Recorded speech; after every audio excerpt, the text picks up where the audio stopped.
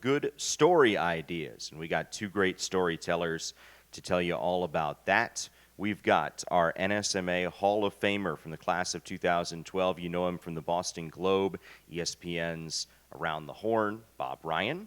We also have our Georgia Sports Writer of the Year. He's a Pro Football Hall of Fame voter who covers the Atlanta Falcons, D. Orlando Ledbetter. So without further ado, we'll get those guys on up here. Feel free to ask them questions throughout the course of their panel this morning. I'll be running around in and out, but we'll try and get you a microphone, and you can ask questions to the gentlemen as they give their talk here this morning. Guys?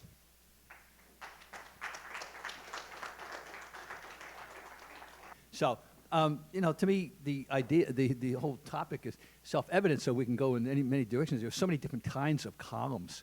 You get assigned to an event, and you got to write something that comes out of that game. That's as simple as that. Well, that's one kind of column. And that we talk about how you go about doing that. That's fine. But then you have a blank slate a day. You got a column. And you have to come up with an idea. And there may be things going on your local scene in various ways that are obvious. It may be time to get rid of the coach. I call them the bang your fist on the table kind of column. Take a stand. You have to be willing to do that. If you don't have that in you, you shouldn't be a columnist in the first place. And you have those kind of columns, and you have your own particular pet favorite sports or people that you want to showcase. You're writing feature, many feature stories are thinly disguised columns, and that I never had any problem with them. Many game stories are feature thinly disguised columns, frankly, and to me they should be. And so that's just general. But I'll just say this: there's a certain confidence and swagger that a good columnist has. You can have and there are many wonderfully graceful, elegant feature writers who are terrible columnists or just not good. They don't have that edge. You need an edge somewhere along the way. And if you don't have that in you, you're probably not going to be a successful columnist. But it takes a lot of self-confidence and ego to put yourself out there and be willing to, then you see what the reaction is and how you react to that. But that's my general thought. Thanks, Bob. It's a pleasure to be here. And I knew my column writing days in Milwaukee, I was just a fastball thrower. I didn't have a curve or a slider. I just threw it at everybody's head. But over the last 20 years, I've been migrated to Atlanta and onto the Falcons beat, late Dan Reeves, then Jim Mora, Michael Vick, federal dogfighting trial, Petrino's 1 year, and then Mike Smith, Dan Quinn, and now with Arthur Smith. But kind of fell, I worked with Bob McGinn in Green Bay, at the Milwaukee Journal-Sentinel covered the Packers for most of the 90s. So over that time, we kind of came up with a beat formula, and some of the new story ideas. When you're on the beat, stuff is going to keep coming, so you're going to be okay as far as your story ideas. But you're going to have to also be able to do news features, come up with enterprise stories, come up with projects, and be able to jump on trend stories that might happen that weekend. Monday seems to be a good day for the trend stories where a lot of something happened. There 3 people run for 200 yards on Sunday. And, why did that happen? So you didn't call around and get your experts and do a trend story. Hey, is this something that's going to continue? But just basic, beating the beat, beating the pavement, and making sure that you're on top of all of the things that are breaking on the beat. Now, one good thing we do, like now, I'm going down the roster to see who might be. I got 90 people. I'm going to have 90 people to the end of August. So, I try to prioritize the back of the roster during training camp, people that might make it or might break through. The quarterback's going to be there. The running back's going to be there. The main people are going to be there all season long. But I want to try to get me some stories in the training camp period that are going to be interesting to tell. I know I have one gentleman who retired 2 years ago, then decided he's going to come back. But he hasn't been around all off season. You know, access will dictate the story idea. But I know he's got a story to tell because, you know, I don't know what happened. Was he sitting at home? He didn't play during COVID. What made him want to come back? Was he broke? Does he need the money? You know, it's a bunch of different ways to go. So you just kind of make mental notes, log everything, and then, you know, start trying to fill them out with the interviews and so forth to, you know, come up with, you know, compelling story ideas. Because you don't want to be on the beat writing the same story over and over and over.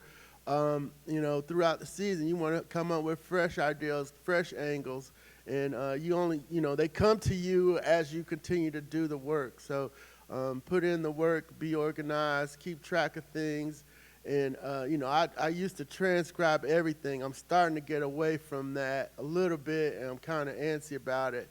But you know.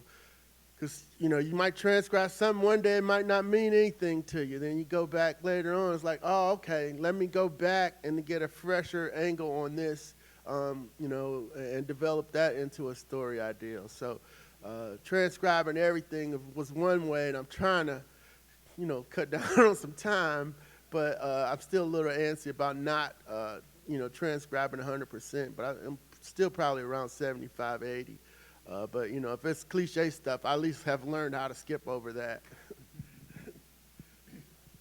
Well, so before I go to questions, just as Orlando was talking, that these things were running through my mind, and there's just so many different types of things. When you get older, when you get older, one of the benefits you might be able to bring to your paper is the history thing.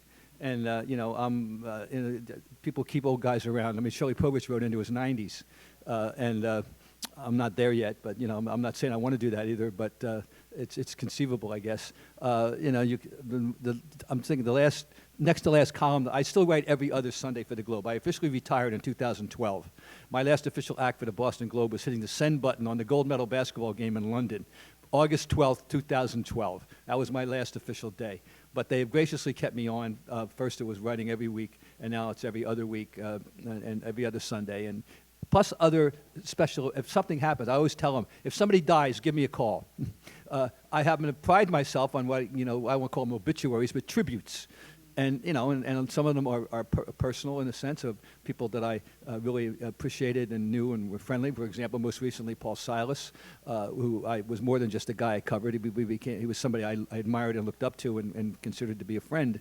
And so I write the tributes to him. I've had, sadly, several of the Celtics to write about in the last couple of years, Casey Jones, Tom Heinsohn, John Havlicek, and Silas. Well, I wrote all those tributes for the Globe.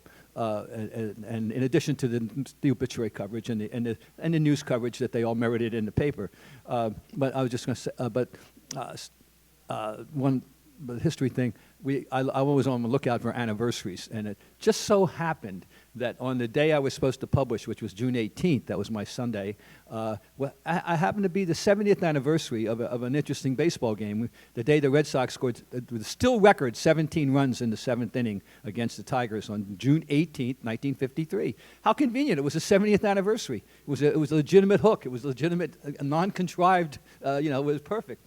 And it was a fun story to write. And you know, if you know how to do those and write them with, you know, a certain flair, you know, and it was well received, and I was gratified by that. But that's just one example of the things that are possible.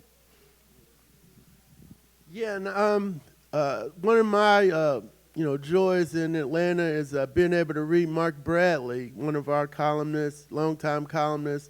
And everything, you know, he puts it in historical perspective. I kind of, you know, taken that from him. You study, you know, the good people that you read around the country and so forth. And, you know, he's been around. He's been around, and he's still with us. He hasn't retired yet. We found a lane for him during COVID to write a newsletter. We have a newsletter that goes out on Monday, Wednesday, and Fridays. He kind of touches on the Braves, you know, whatever he wants to write about. Nobody tells him what to write anymore, but whatever he wants, Braves, Falcons, Georgia Tech, Georgia.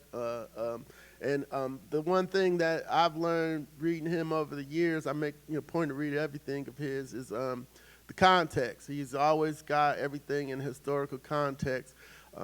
Just recently he's writing about the Braves. Okay, they're hot. They're getting ready to start playing good teams. We're getting ready to find out if this team is a legit World Series contender or not. That's holding up. That tells me, hey, I pay attention right now. These are the big games. They've been beating up on the also ran teams. Now, how are they going to make it through this good stretch? So, that was a good pointer, even if you're just a casual baseball fan. But as a sports writer, you can take that into, I can translate that into football. It's like, hey, got the team with the losingest, weakest schedule coming up. They should be okay this year. They've spent a lot of money, got a lot of free agents, got a quarterback they don't know if he can throw or not, but that's kind of key. So those are things to watch, and those are things to pay attention to in regards to context and, treating our elders with respect and the job that they're still continuing to do. And then I'm hoping to be there one day that they'll let me still do football for a while. Were you ready to throw the questions? Yeah, we're ready for questions. Go ahead. You talked about making sure that you're organized, and I'm wondering, do you have sort of an idea file or some other sort of ready-made articles in the can with bits and pieces so that as you go, you've got stuff to tap into, or is it all just kind of up in your head with experience? No. What I do is I do a Falcons notes and quotes file. I put everything in there. Okay, and then I do a weekly planner. And so I'm off now until to the 17th of July. But on the 17th of July, I've already planned out and done the interviews for a position-by-position series. I'll do quarterbacks, running backs, wide receivers, tight ends together, and O-line, and then 4 on defense and throw the special teams in there somewhere. But I've already interviewed the players during OTAs and the position coaches. And then if I have to go freshen it up, I'll try to get some more access along the way. I'll look at the analytics and throw that in there just to kind of give the people the countdown to training camp. They get excited about football in the South, whether even if it's not Georgia. I still have a big following of Falcon and NFL fans. And they want to know who the 90 players are, who's going to make the team, who are the long shots, what the battles are going to be. And so that's kind of already planned. That'll kind of get me warmed up so I can hit the ground running when training camp gets here. But yeah, I keep that Falcons news and notes file. That's where I dump everything. And if I get stuck and I'm looking for stuff, I might go back through it or highlight something in red. I'll put the, read Ryan Nielsen, Falcons defensive coordinator, 6/23/23. That's the day I interviewed him. And, I'll read the interview, and it might be something there, it might not be anything there. But, I try to keep that Falcons news and notes file as my backup and my weekly, ahead. Because I like to send my editor my budget for the week on Monday before 6 a.m., before he gets in. Because I don't need him calling me, telling me what stories to write. I want to be preemptive and tell him, hey, this is what I got coming. And then if I get to practice and I got to call an audible, we'll actually call it an audible. It's like, hey, we calling an audible today. We moving from Matt Ryan to so-and-so. And he's like, hey, great. As long as I let him know what's going on way before deadline. But yeah, that's kind of how I try to stay organized. To answer your question, no, on rare occasions over the years, I've found myself annotating a few things, just a few ideas. But in general terms, that was not the way I operated. Just, you just took stock of the situation, the local one, the national one, and I tried to be more to think about more national stuff than at times than others that we had, other of my peers in Boston, frankly, and because Boston can be a very parochial town. That's why I don't listen to Boston Sports Talk Radio. They don't talk about anything outside of Route 128, and I'm not kidding. That's hard. That's not a hyperbolic statement. And it's just too insular for me. It has gotten that way. It wasn't always that way, but I'm sure most markets have. It's probably the same thing. But anyway, no. You just try to have a broad, world view, if you will. Is the way I try to look at it. Hey Bob, just curious of the relationship between the columnist and the beat writer. Yes. And how especially in a town that has multiple sports, Mhm. opposed to a single, like Salt Lake City or something like that.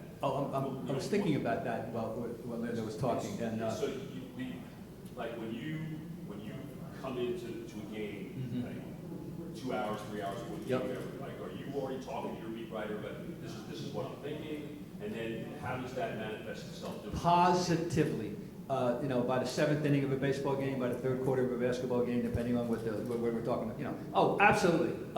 You have to work you should work in concert with you don't want to overlap. You want to see, say, what are you thinking? Or here's what I'm thinking. Well, either or, at the time, whoever. But you should initiate that conversation with your beat person covering that game.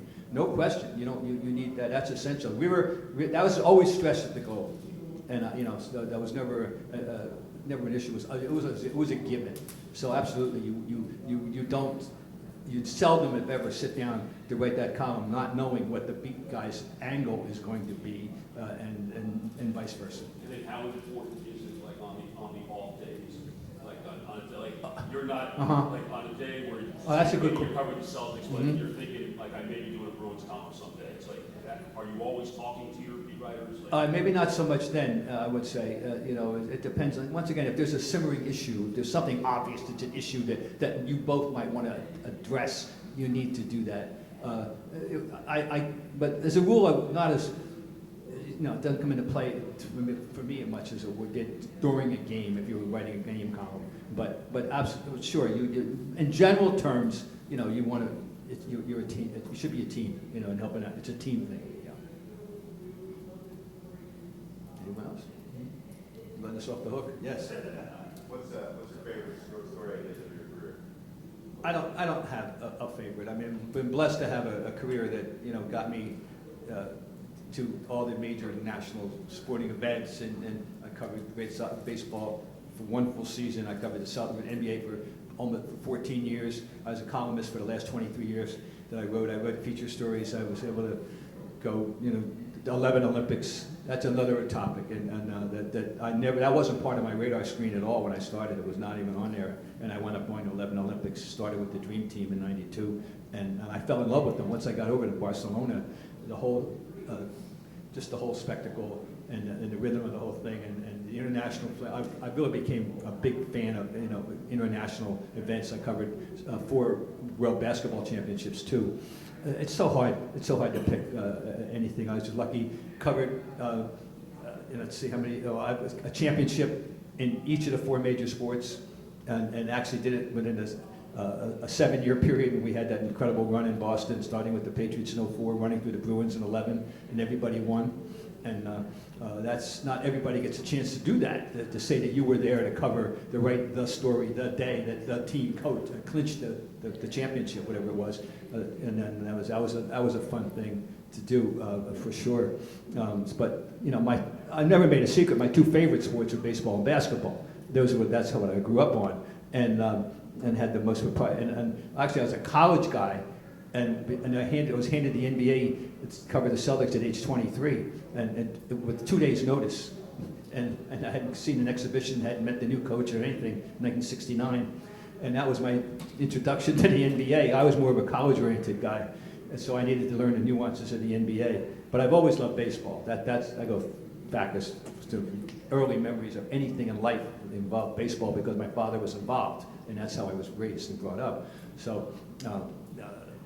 Those are my 2 favorite sports, but I have many great memories covering the Celtics. I was very fortunate to come along with cover the likes of Cowens and Havlicek, and then the next with the Bird and Mikhail Parrish, and finally the last trio. So it was, and then the whole Patriots thing just exploded on us. They were the laughingstock, sad sack franchise, and suddenly we know what happened in the 21st century. So it's just hard to pick, but. So I'm just lucky that I was able to go through all that. I'll take some of that too. My favorite was covering I only had one Olympic, but it was the 2000 in Sydney, Australia. And so that was a pretty good one. I did some of the baseball with Tommy Lasorda, the track and field. And I was going to meet Curtis Bunn, one of my, he was at the AJC, I was at Milwaukee. And I go in there, and I luckily had covered freestyle and Greco-Roman trials in Dallas. And Rulon Gardner's winning the match against the Russians. So I had to pop out my laptop and start writing on that. Luckily, I knew enough about the wrestling to do that. But the Sydney Olympics was awesome for me. As the national NBA writer covering the second three-peat, the Last Dance three-peat for Jordan and them, that was exciting.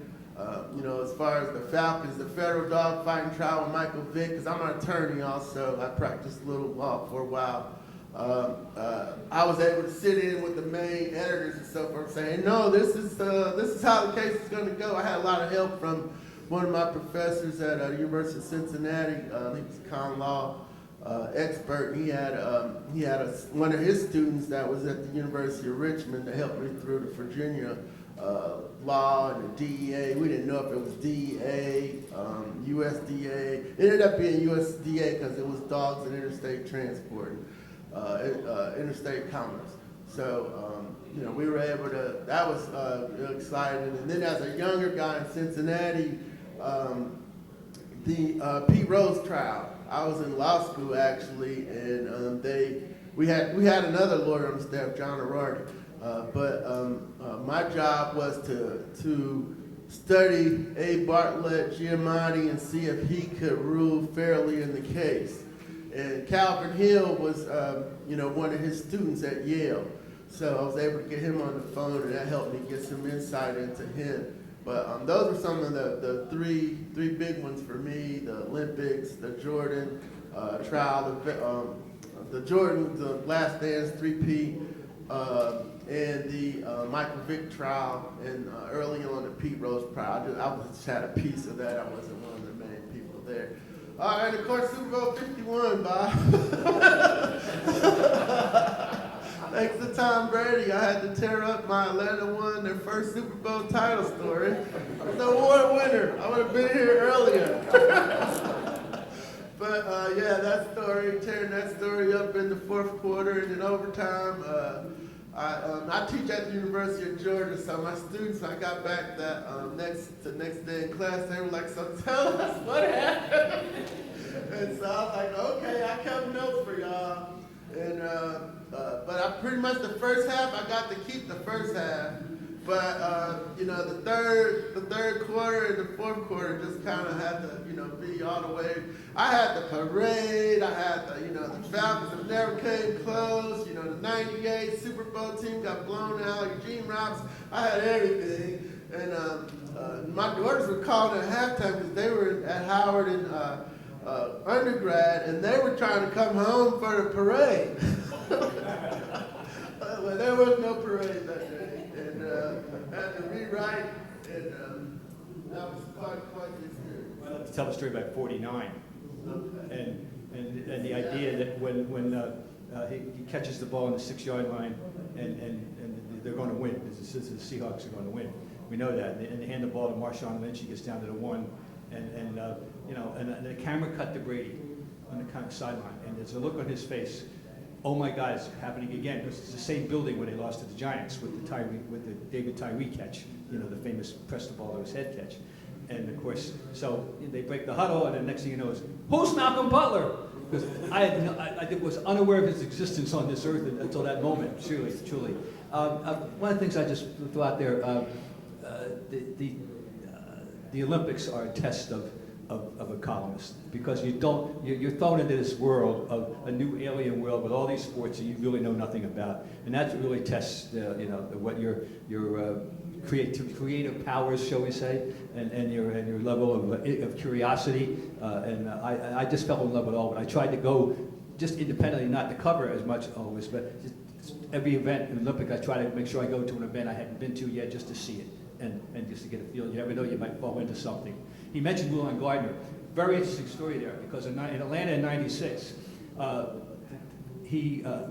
story was the Russian, Alexander Karelin, and he was this phenomenal, undefeated for 13 years in that world, undefeated for 13 years. He was 6'4", about 260, and he had these massive hands. And I thought he would have been the greatest pass rushing end of all time if he were in America, you know. And he beats this American, Mac Ghaffari, who was his an arch rival, and and is supremely, you know. And then he continues on winning until Sydney, and Roland Gardner beats him in an escape hold, I believe. He beat him 1-0, right, in an escape hold. And then Gardner takes his shoes off and puts them down. That's the symbol of the, you know, I'm retiring right here and now. And we all know he had a little tough life after that. But anyway, the Olympics, every day is an adventure. And if you don't have that, and it's not for everybody. A lot of guys just are women, you know, columnists. They're American bred. They're bread and butter sports. They're good baseball, football, basketball, period. And they don't belong there. But you need people. My colleague Lee Montville, who's in the Hall of Fame here, was the perfect person for this, because he just looked at the world with curiosity and wonder, and looked at the world sideways. I said, I don't know what Lee Montville does, but he does it better than anybody, and that as a columnist, and that's the ideal person to have at the Olympics. Yes.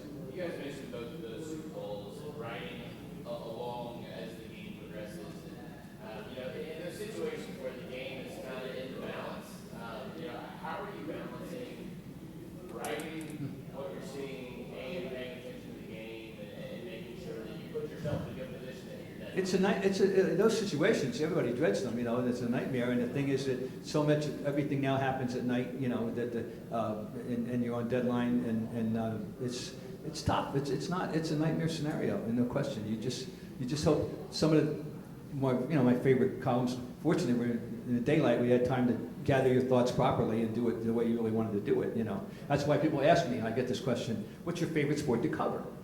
And my favorite sports are baseball and basketball. But my favorite sport to cover was golf. And the reason was, it's the only sport TV can't, shall we say, mess up. I usually use the F word. And you know, it has to be in the daylight, and you don't have a deadline problem. The only day you have one is Saturday, because it's Saturday with the early edition deadlines that we have in the East, you got to write twice, you know. So you need the early column, and then you write a second time. That's the only day. Other than that, I love golf tournaments because of that. You could, whatever you wanted to write, you could write. And write without great pressure and no deadline issues, and I liked it. If you didn't like it, that'd be something else. But I happen to enjoy covering it, and I was very fortunate to get involved in golf starting in '97 at the Open, and we wound up doing about 6 of those and 6 Ryder Cups and made several, you know, majors, and it was fun. But golf, and that's a surprising answer to people. But that's a logistical answer, you know, about the job. It was the less stress than everything else. A question for Orlando about how your game stories have evolved over the years, from play-by-play to more analysis or feature stories within game stories. How do you feel like your game stories have evolved over the years? Yeah, more from play-by-play and the obvious, because people are watching. They see, they know what happened on 3rd and 1. You know, to more analysis, we've gone to last couple of years. 5 things I learned from the game.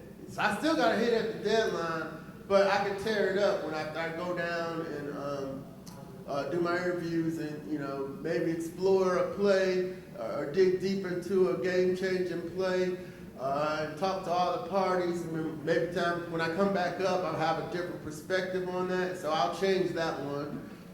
Some of them don't change. The injuries, Kyle Pitts is out, he hurt his knees, coach says he doesn't know what's going to happen until the MRI on Monday, whatever that, the cliche injury thing is. But yeah, more analysis, more you try to go beyond, the game, because, most people have seen the game and you want to take them to, the next thing, kind of spin it forward as much as you can, in that short window. You're definitely still going to have a follow-up story and a comeback story next day. But you want to break down the big key plays of the game and what it means for the team moving forward. That's more later in the season. Doesn't mean much in week 1 and week 2. But as you move on, you want to let hey, this was a big loss here to the Saints. It damages their hopes to win the NFC South. Or hey, it's a big win. They're in good position. We got Arizona and some other bums coming in here. They should be able to beat them. And just kind of keep it up tempo, keep it making fun. I mean, it's sports. throw I'm still gonna throw some fastballs at the coach and so forth, make him dance a little bit. But I wanna still be able to provide some analysis and some insight that the reader can't get anywhere else. That's what we're trying to do. I would echo that in terms of how, I wrote game stories as well, and the way I looked at them, though, specifically talking about the years I covered the NBA, the Celtics, was kind of as a drama critic, and then what the game was like if you weren't there, what you missed, and if you were there, hopefully I can enhance your appreciation of it by fleshing out the key play and what people had to say about it, or identifying things like that and writing it. I do lament the slow death of the game story. They've been abandoned in Boston. Frankly, nobody writes true game stories with beginning, middle, and end, and all. They write observations, and you give a little synopsis at the top, and then boom, observations, which quite frankly is easier. It doesn't take that removes the literary stress at all, frankly. And I just lament it because of all the things I ever did. The thing I was proudest of was writing game stories on deadline and having them come out the way you wanted them to come out.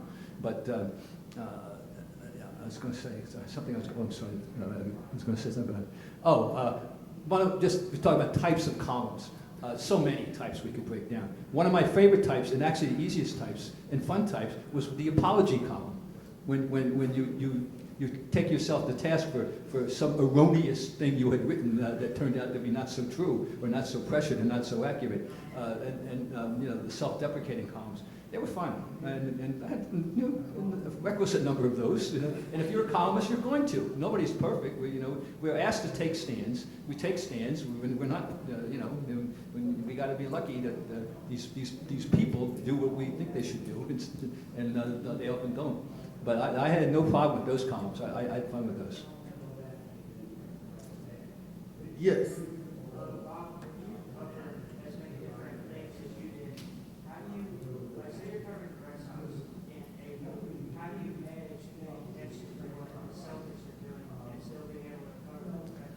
Well, if you're a beat person, you only have to worry about the one sport. So, as a columnist, you do have to be aware and keep track of with the big picture, of course, with your local picture.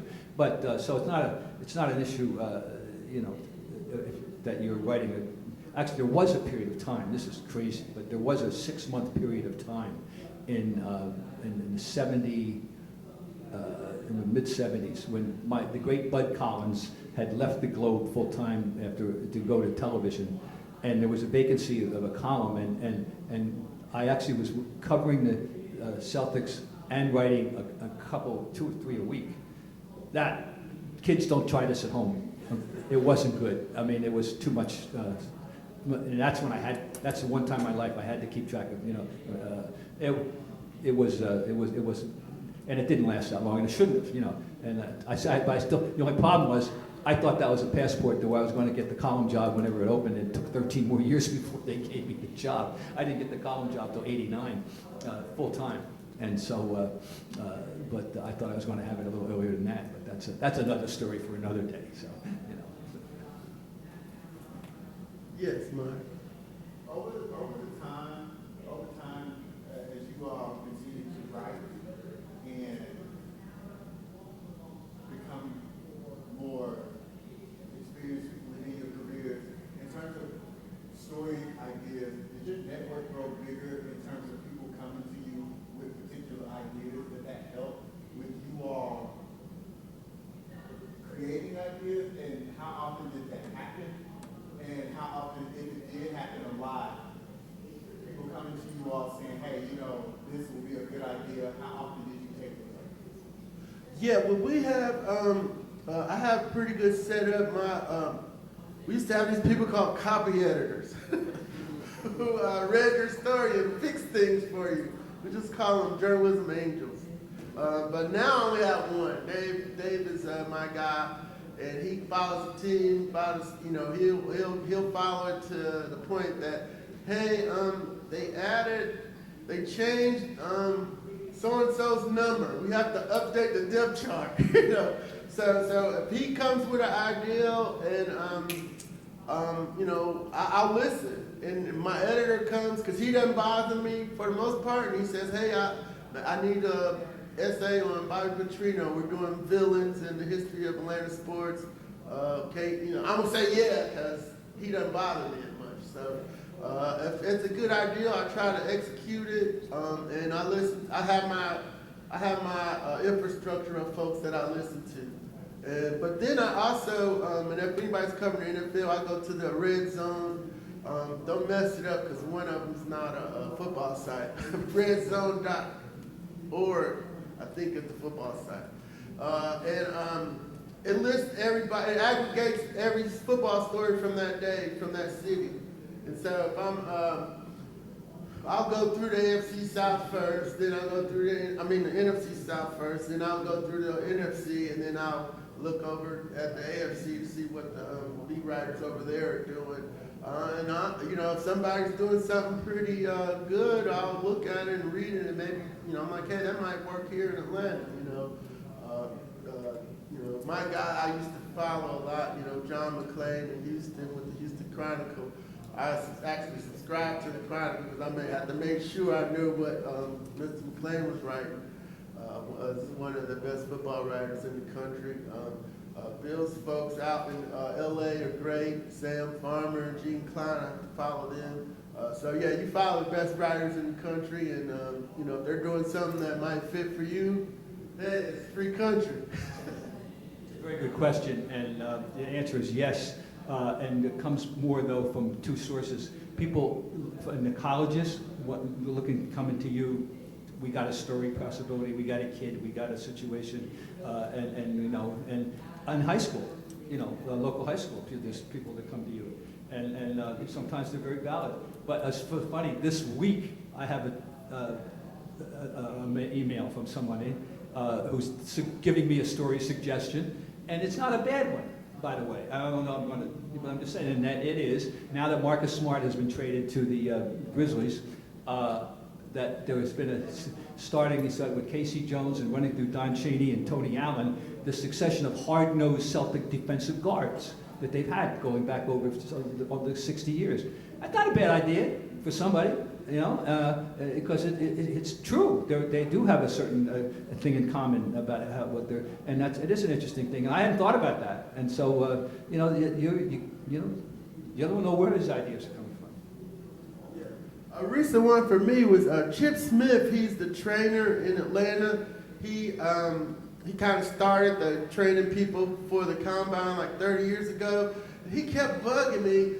It's like, Jalen Hurts is gonna be great. Jalen Hurts is gonna be great. I'm like, I saw him. He got pulled from the Georgia game. He's throwing people.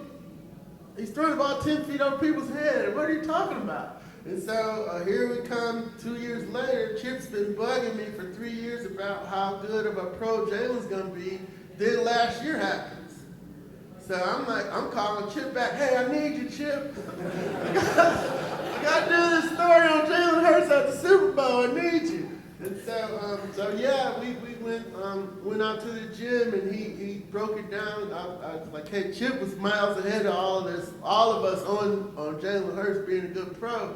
And I wasn't trusting what I saw. I saw what I saw, but he saw something else. He had trained Kaepernick and a lot of the other quarterbacks, and so I should have took more stock into his expertise early on. But until it happened, it was still a good story idea. But I had to follow it and stay on top of it. But that was the most recent one that you just kind of stumbled into. Hey, this is a great Super Bowl story. He's been training here in Atlanta. Everybody in the SEC knows him. Now he's on the verge of winning the Super Bowl title.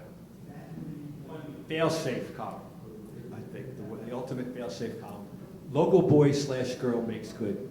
And Exhibit A yesterday, Keegan Bradley wins in the Travelers in Farmville, Connecticut. He's from Vermont, and he relocated to Massachusetts, the family did, to help his golf career. Not that Massachusetts is a golf mecca, but it was better than being in Vermont.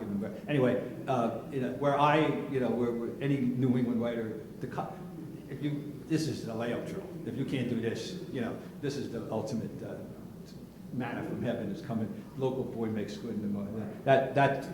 In the Olympics, that is a staple. You're always looking, and that's where you run into these esoteric things, and sometimes, but because there's a local kid that's involved, and so there's a column for you that day. That's easy work, even if you don't do a damn thing about the sport. So I'm based internationally. I actually live in Germany at the moment, but I'm actually moving to Australia next month. So how might I be able to pitch international systems to their audience? That's something you'd ask an editor rather than me. I don't know. Wow, that's interesting. I don't know. I think about that one, I'm afraid. That's it. You got me. I'm just trying to digest what you're doing. I mean, more power to you, because I've always been infatuated with it, as I told you, not always, but since I got introduced to international sports, I'm very, very much interested in it. I have I'm curious about your guys' personal experience with kind of offbeat stories, where you go to the Little League and find something, or you go to the soup kitchen. What are the memories you guys have of outside of the press box, outside of the major sports, and telling something that's offbeat or unique? Now, well, it's just, I'm trying to think of, we've all been involved with something of that nature. As I said, that's where I come to the Olympics, but with those kind of stories I'm thinking of. But I have to think about that. I just a lot of my favorite experiences were as a feature writer as opposed to a columnist. And really, that's a merger there. When you write it, that's a thin line always, But my favorite, for example, I got in on the ground. No, I found out about this 7'4" kid in Utah as a junior in high school named Sean Bradley, and that he was pretty good. He had been at the Nike camp, and they were saying good things about him. And I went out and did a Sean Bradley story when he was a senior at his high school, and that was a fascinating 3 days for a Gentile. And believe me, and you were very well aware of that. But it was a fascinating story, starting with the fact that Sean Bradley parents lived on his paternal grandfather's spread. I would call it a farm, but it's a spread. And he was the father had degrees from both BYU and Utah, and that's a hell of a rivalry. People don't realize on the outside what a bitter rivalry that is, BYU and Utah. But anyway, it was a fascinating 3-day story, and I went to see him play on the road. I went to see him play at home. There was a woman that had a shirt on. I was Sean Bradley's 6th grade teacher. She had a T-shirt, but there was local intrigue. Always is in little towns. The coach got fired the year before after they did not win the state championship, and they replaced him, and he was now the PA announcer. I mean, you can't make this stuff up. In Castledale, Utah, it was a fascinating 3 days. And one night there was actually a bar there, and I'm in there, and people coming up to me and saying, "I know you're here for Sean, but you got to write about my cousin and my nephew and I mean, they were all over me. But it was a fun 3 days. It really was." And one more quickly. There's a town called Fort Kent, Maine. It's tippy top of Maine, and right on the Canadian border.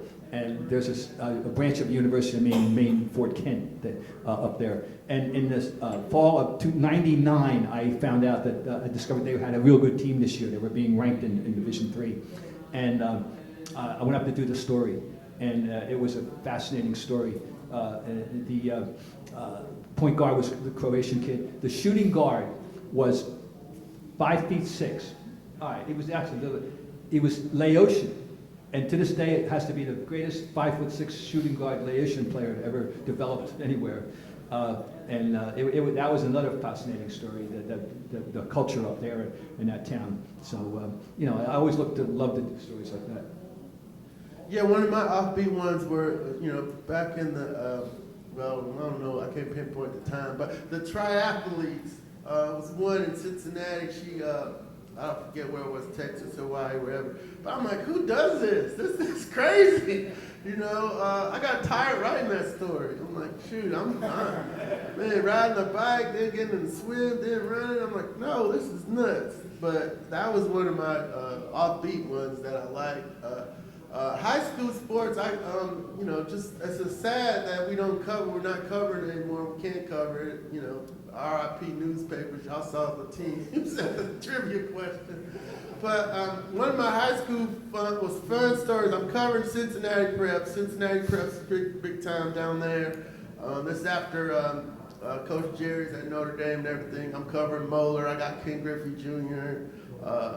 As a high school guy. Miss Birdie was great to me too. The mom. So Cincinnati Academy's playing in Ironton, Ohio. Old steel mill town. They play football over there. They get down. And so they got about 4 D1s. Cincinnati Capes got about 3. And so I drive over, to Ironton off by Portsmouth, Ohio, around Athens down there in the southwestern part.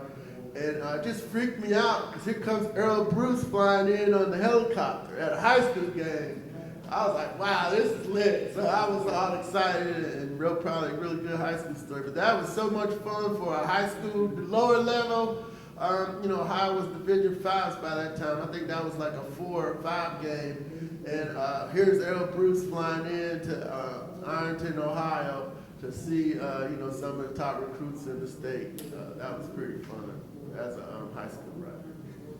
Were there any relationships that you all felt, okay, I need to go out on my way to make sure I develop in order, because I feel like these people are going to be great sources for ideas?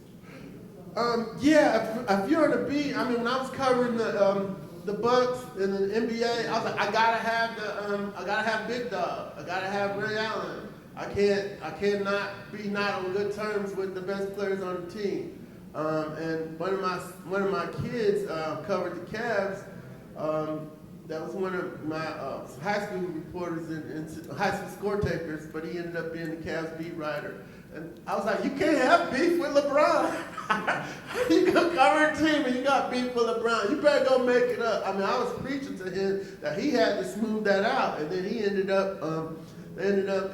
Somebody else ended up on the beat. But yeah, if you got a beat, I gotta be good with Matt Ryan. When I was covering the Falcons, I gotta be good. I don't know who I gotta be good with now, but it's gonna be some players you don't vibe with. You gotta have the coach, you gotta have rapport with the front office, and you gotta have rapport with the star players because you're gonna be going back and forth with them on a daily basis. So I make a big point to win the locker room on my beat because I don't want my guys. If something happens, I need them to call me. I don't need them to call the ESPN guy. That's who we're competing against now. I don't need them to call the athletic guy. I need them to, if something happens, I want to be in the AJC. I want to talk to Ledbetter because that's my guy. Disagree with anything he says there, except I know the perils of the problem with the coach as opposed to the player. I never had a major problem or any problem with any major player, but Tommy Heinsohn and I, it didn't end well when I got off the beat. But then we patched it up afterward, and I was friendly for the next 42 years till we passed 2 years ago. But that was my experience. It wasn't with a player.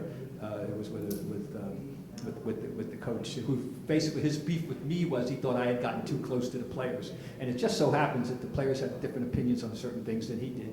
And when they were reflected in the paper, or he thought they were, that didn't please him at all, and that didn't go very well. But I never had. Look, my general theory in terms of beat coverage, and really this didn't occur to me to articulate this until maybe 3 or 4 years ago, and I just did it naturally. When you're covering a team, whether it's college or pro, you are a salesperson, and the commodity that you're selling is you. And you're selling yourself to the players, you're selling yourself to the coaching staff, you're selling yourself to the administrators, which means the AD in college or the GM and pros, or maybe even the hierarchy. And you do it by just being yourself and acting professionally and responsibly and knowledgeably, hopefully, and all that. But anyway, that's what you're doing. And I never really thought about that while I was doing all that, but it was what I was doing, and it was what I very firmly preach to youngins today, is that you are a salesperson, and you are selling yourself to all these people, and that's the way you go about it. How difficult was it when you're not writing more difficult scenarios, whether it's a tragedy, it's not a positive feature, it's something that happens with one of the teams. How do do you have any examples of when that was difficult and you had to put on a different hat, not just critiquing a team in a column, but taking on a bigger? I was not as directly involved in the coverage at the time as others were on the staff, but we all were touched. Hardest story in my 44 years at the Globe was Reggie Lewis dying, and the reason why he died, and it was murky and all about an overdose, the situation. And then the sub-story had to do with the doctors involved, and then there were suits. To this day, we're not sure that it's ever been resolved between his widow and the medical people, and it was awful. Now, the great Jackie McMullen for us covered it and did a tremendous job, but that was hard for everybody. And Len Bias was another.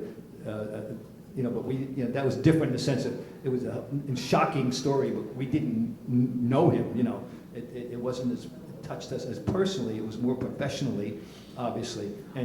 But Reggie, we all knew and liked Reggie. Seriously, and he was on verge of true greatness. He was going to be a perennial all-star, and that was a tough one. I've never encountered anything like this, substantive to that like it. Yeah, my tough one was the Michael Vick trial. We were sitting down in the PR guy's office. We were meeting weekly every Tuesday, just trying to get a better relationship with him that off season. And then around the draft is when everything starts breaking. And myself, Steve Weiss, who's at NFL Network now, we were doing the beat together.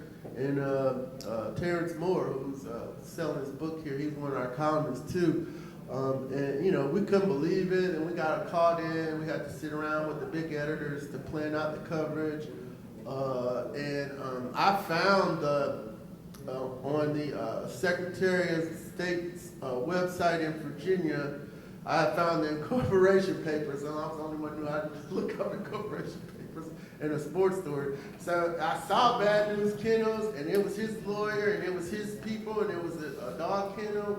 At that point, we were like, okay, this is gonna have legs. We kind of knew that at that point. And it was kind of, you gotta block it out. It was sad, but you gotta block it out and do the job. But here he is, largest contract in the league, on the verge of mega stardom, and now he's pretty much, you kind of know he's going to jail at that point. Or that was a possibility.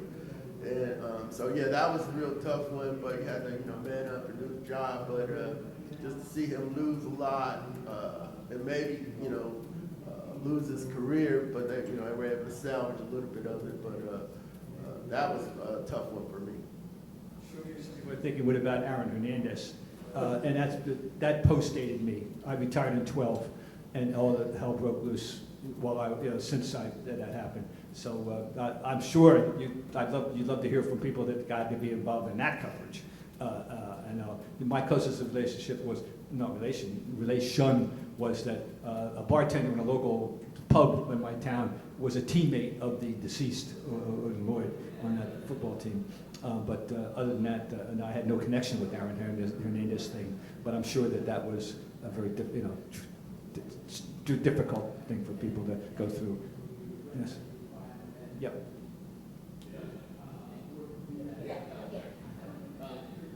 Not talking about bad stories, but perhaps good stories, people that overcame things to make it. Did they give you a little special feeling? Like, for instance, I remember a player in Atlanta, I believe it was Banks, who was released from prison after 10 years for rape because the woman admitted that she lied because she wanted to get in trouble with her father. So players that are able to come back from things like that or overcome anything, do they give you a special feeling to be able to write stories about them? Yeah, that's Brian Banks. He was in training camp for him. They gave him a shot. He got into a game. But the 10 years he missed, the game kind of passed him by. The big linebacker, 250-pound linebacker, had no longer, you got to be 230 and be able to cover running backs by the time he gets a tryout. So he doesn't really fit at that time. But Yeah, that was uplifting story to write. I went on CBS with Gail and everybody wanted to, celebrate that, hey, he signed the contract, he made the Falcon. I tried to explain to him, no, he's just in training camp, he's gonna probably get cut. So that I don't think I made the error on that, but yeah. But the other thing though, we were like, Jeff Schultz, one of my colleagues at the time, he's at the Athletic now.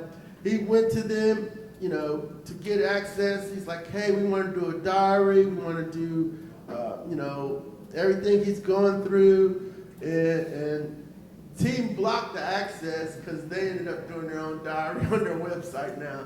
The teams being in the media now, in their mind, kind of affects some of the access these days, and they will take your ideas and use them too. Anybody else? Well, I'll go. yes, in the back. You mentioned on the beat trying to sell yourself every day. What did you find is the best way of doing that, of becoming a salesman? Well, and my calling card, if you will, was hopefully was knowledge and enthusiasm, specifically the two sports, baseball, basketball. And I felt I had a good feel for basketball, and I was able to show enthusiasm. That I really cared about. I wanted to learn. I wanted to talk to these people, and I would bring do my homework. Do your homework. I knew when guys, not just where they went to college, but where they were from, and I just knew stuff. And some people know more things than others, quite frankly. And I think I was able to impress them with my sincerity and knowledge and enthusiasm. I think that and that helped. In baseball, I was very fortunate in that the first baseball book, the book I ever wrote was on minor league baseball, and I was able to travel from everywhere from Trois-Rivières, Quebec to Honolulu in all levels of baseball, and that was a PhD education in baseball that served me well for.